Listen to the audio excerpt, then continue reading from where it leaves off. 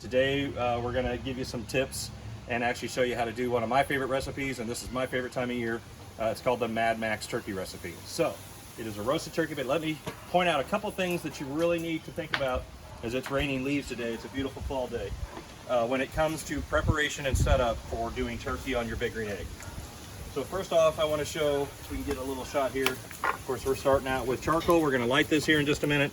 The one thing I would point out is this recipe is roasting at 325 degrees. So if you're doing a very large bird, in this case today we're not, but if you're doing a very large turkey, you're going to want to make sure you got enough charcoal. So I've got a little bit more than I normally do here. We've got a smaller 10-pound bird that we're doing today, but if you get up into that 18 to 20-pound range, you're going to want to fill that charcoal almost even up, maybe an inch from the top of that ring, so that your convector will almost be touching it. 325 degrees will go about 7 to 8 hours. So if you get a 20-pound bird with this recipe, it's about 6 to 7 hours. It gets pretty close. Make sure you have enough charcoal. That would be my first spot. We're going to smoke with, it's actually a roasted, but I'm going to use pecan wood. So I've kind of got that set up. I want to show you a couple tricks to be prepared on the day of, to make sure. What you don't want to have happen is find out the day of that your setup, maybe your turkey doesn't fit or your pan doesn't fit. So do this ahead of time and make sure everything's gonna fit. So we're gonna pretend that the grill is already lit, and I'm gonna put my convector in, and then we'll actually, of course, show the turkey process. And then I've got my grate there. So depending on how you cook, there's different ways to cook a turkey. You could cook it directly on the grate if you're gonna smoke it. We've got a little 10-pound butterball turkey. I could have a drip pan, and we could do it just like that and smoke. You could take this and do it upright and do like beer butt style with either wine or butter or beer or anything. And you just want to make sure, if you're going to do this, make sure you've got the height with your whatever size bird that you have to make that work. So it's always good to kind of plan ahead of time depending on the size of the bird. A lot of people think with a large egg, well, you can't get a large. We do a 21-pound bird every year for Thanksgiving, and you can actually fit that in a large egg, and I'll show you how that works today. With a 10-pound, it's going to work here. But let's say you get one of the bigger birds this year, and you've got a big family you need to feed. What you want to do, this is where you want to plan ahead of time and make sure whether it's a disposable pan, or we've had this one for a while that we found that fits just barely inside the egg. You can actually kind of cheat. You don't have to go on top of that grate. If you go on top of that grate with a real big turkey, it may actually, you don't want the lid not to close. So I've got this option that I can fit something like this in to get a little bit more height to the egg. We could do the same thing with here. The only thing I would advise, if you're going to be right on top of the convector like that, you want to have some space. If you've had an egg for a long time, you may have 3 of these that originally came with it before we started using the table nest. You can use that. And for instance, I could take this pan, and all I'm really wanting to do is just get a little airflow so that my drip pan is not directly on top of that convector, because that will get too hot and then you'll scorch all your drippings. We can do the same thing with this one. If you're going for a large turkey, use a pan like this, and then I can position these where it essentially is going to do the same thing. And I mean, this one barely fits, you can see there. And then I've got one on the back side. If you don't have if you don't have those, and a lot of people are not going to have these, and you can't get these anymore. They used to hold the big green egg up before they changed to the table nest design. It's a little better. You can take a piece of aluminum foil and just wad it up into a ball. Do 2 or 3 of those, and then you wad it up into a ball. Just kind of smash it like so. Get a little dirty there, and you can place those, and 2 or 3 spots, and then put your pan directly inside there. Remember, the only reason why you would do this is because the height. If you've got a very large bird, you can't have the grid up here. You're going to get too tall up in the egg, and you might actually close it on top of the turkey. So we've only got a 10-pounder, so it's going to work with just the traditional method. So once we actually set this up, my setup today, I won't have to use these or the foil. And I'm doing this ahead of time just to make sure that once I get the egg lid, I come out here, I don't have a surprise. I want to make sure that this is all good to go ahead of time. So we'll get this all fired up. My turkey's going to fit. The lid closes. We've got plenty of room. So that's the setup we're going to do, and that's going to work just fine. I won't actually have to do the little trick we showed here. So a little bit about this recipe.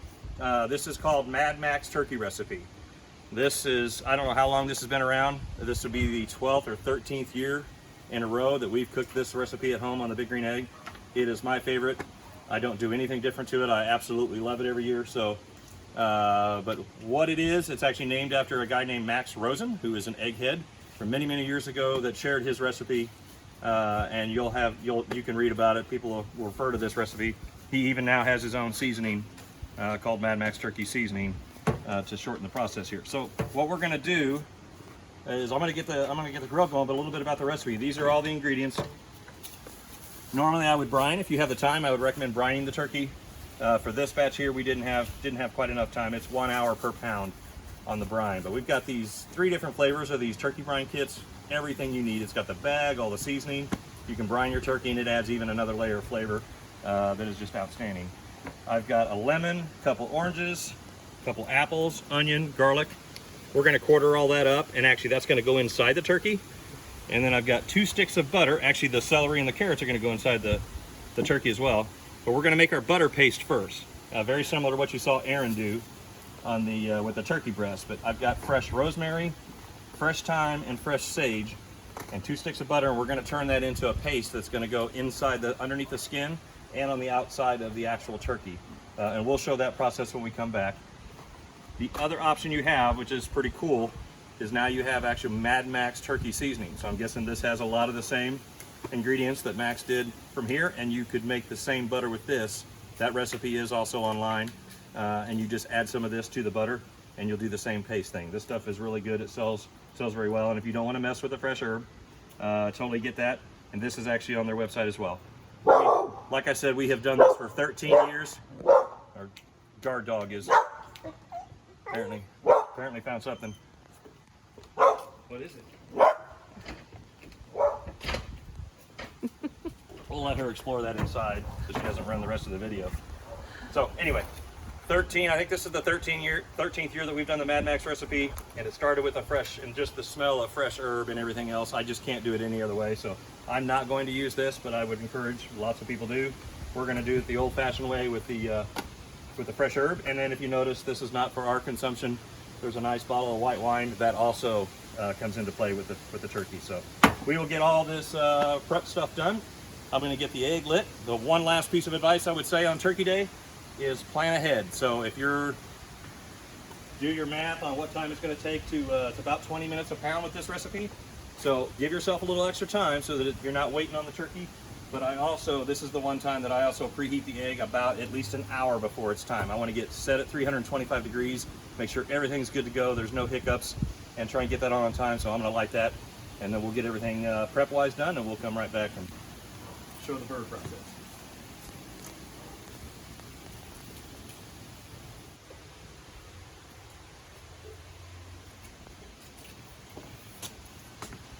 Okay, so we've got the Big Green Egg is now preheated, all set up to do our Mad Max turkey recipe here. I'll show you what, first we've got the egg set up. You can see I got a little bit of a smoke coming out. As I mentioned, I use the pecan wood. We're set right at 325 degrees. I've been there for a little bit over an hour, so I know rock and roll, everything is preheated. I find I get the best results if you just make sure you take your time. So you see we've got some smoke coming out of there. I'm not gonna smoke the bird, that's just gonna go, I just put the wood in there, so it's gonna smoke a little bit, but I'm not going for too much here. There's just a handful of chunks. So we'll take a look at what we have here.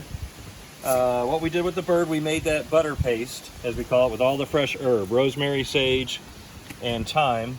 Mixed all that in, and then that's underneath the skin, inside the cavity, and then all across the bird.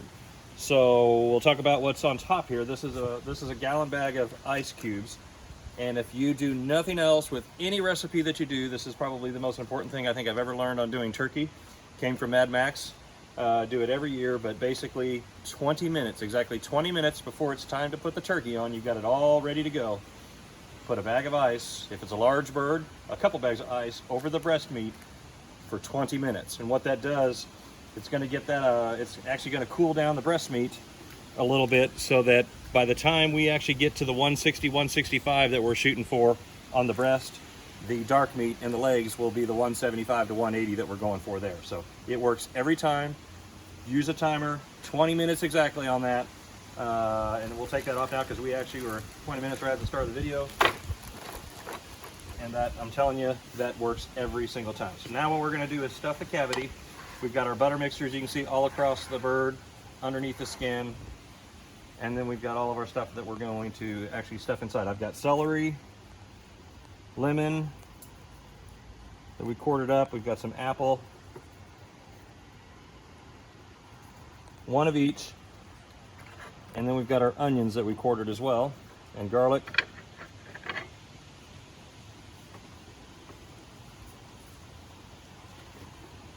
The bigger the bird, the easier to fill the cavity. This one, we normally do a bigger one, but don't forget your herbs. yeah. So then we have our fresh herb here as well. I like to make sure we get some of those up inside. Another lemon, I got an onion. You can also get this front edge here. It starts getting tough to fit stuff.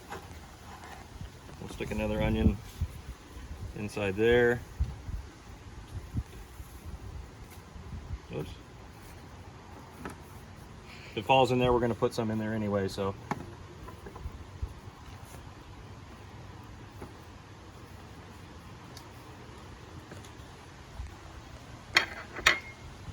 Make sure we get some garlic up front.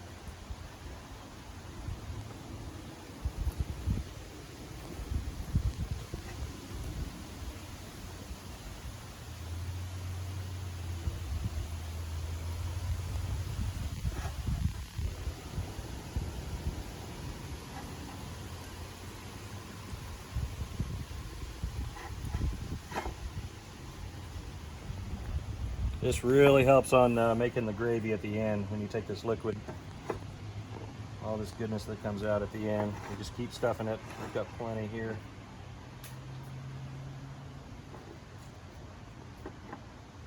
Again, apples, oranges, and lemon, and onion, and then fresh garlic all going on the inside here. And that's in there pretty tight. And then to make it look nice, I'm going to take this last little bit of our mixture of our herbs. Picked up some butter along the way here. I may have stuffed a little. Okay. Just for a little presentation, I like to have that kind of right on top.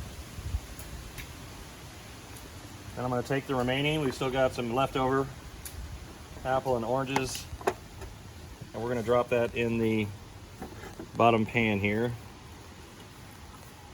As you're going to see later, we're going to actually baste this from those liquids. And all that butter is going to melt, kind of melt off the top there as well. So that's good to go. I'm going to remove one of my gloves here. One more step, I want to make sure, I'm going to use the temp monitor. So I've got it reading the grate temp inside.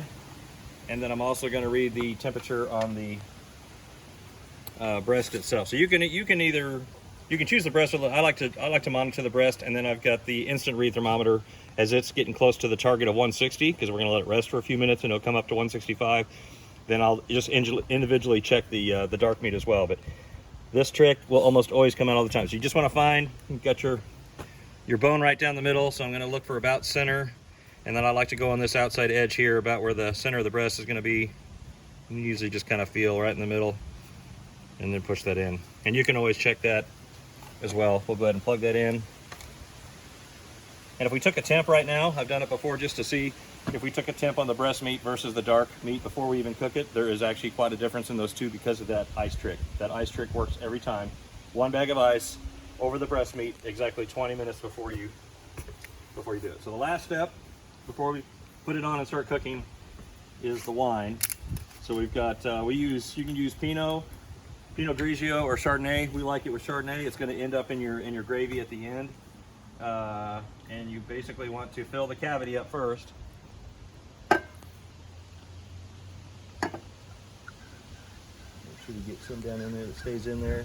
A lot of it's going to run out into that pan, but that's all right because it's going to get basted up over the top. I want to pour some of this over the top of the bird as well. Center our pan here so it doesn't drip off that back edge.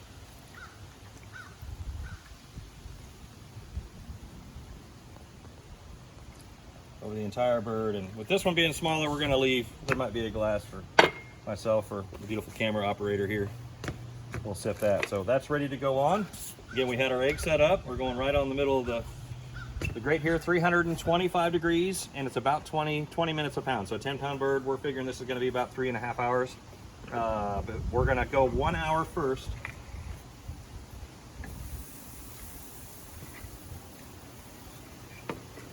Get this set up. That's going to let me know. I've got the other receiver end of this that's inside, so if I'm inside working, I can keep an eye on all my temperatures. From there, or while I'm out here, I can just read it remotely. So what we're going to do, we're going to close this and let this cook for 1 hour. And then after 1 hour, I'm going to come out and start basting. About every 30 minutes, I'll come out and I'll show you exactly. We'll go back on the camera and show what that looks like. And we'll start basting to get the beautiful color over the top. So I'm going to close this. We'll start the cooking process. And we'll come back here in just a minute.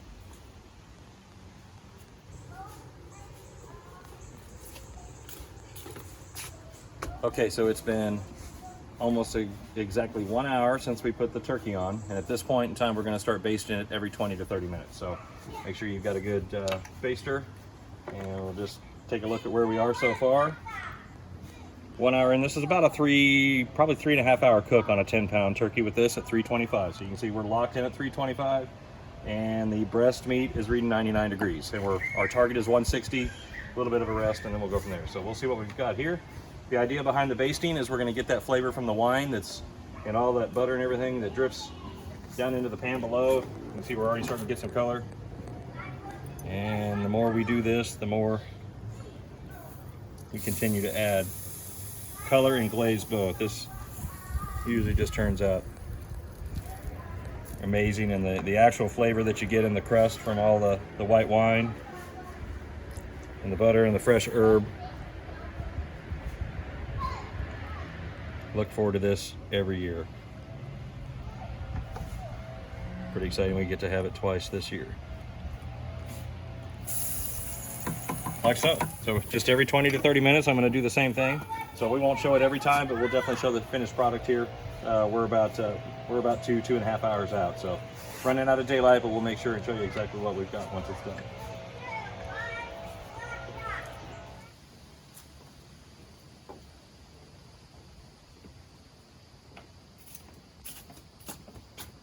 Okay, as you can see, it's now dark, but that's okay. We're looking at 7:15, so we're right at 3 hours and 15 minutes, and our turkey is now done. So I'm going to baste it one more time and then pull it off, and then we'll take it inside. Let me turn on these handy LED lights from Big Green Egg. If you don't have one of these are pretty cool. You can actually mount the screw that's already on your Big Green Egg. This little platform stays there.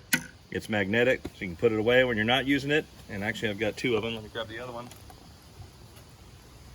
So we can actually get a better look at, since it's dark, we'll get a better look at what we have here. So you can see we've got all this, like we talked about, the white wine, that butter and herb and oranges and apples.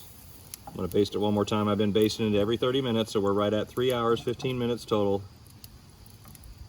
on this 10-pound bird, about 20 minutes per pound. So you've got 2 weeks until Thanksgiving. We've got all from the brine kits. Maybe you don't have what you need to actually roast your own turkey. There is nothing like turkey on a Big Green Egg. Once you hold this light here, once you do turkey on a Big Green Egg, you'll never do it on anything else. I can attest to that. 13 years straight now. Mad Max turkey, oven roasted turkey in the Big Green Egg with a little bit of pecan wood. So Max, if you're watching, maybe this video ends up, somehow you get it back. Thank you so much. I've enjoyed this recipe for 13 years, and we'll keep doing it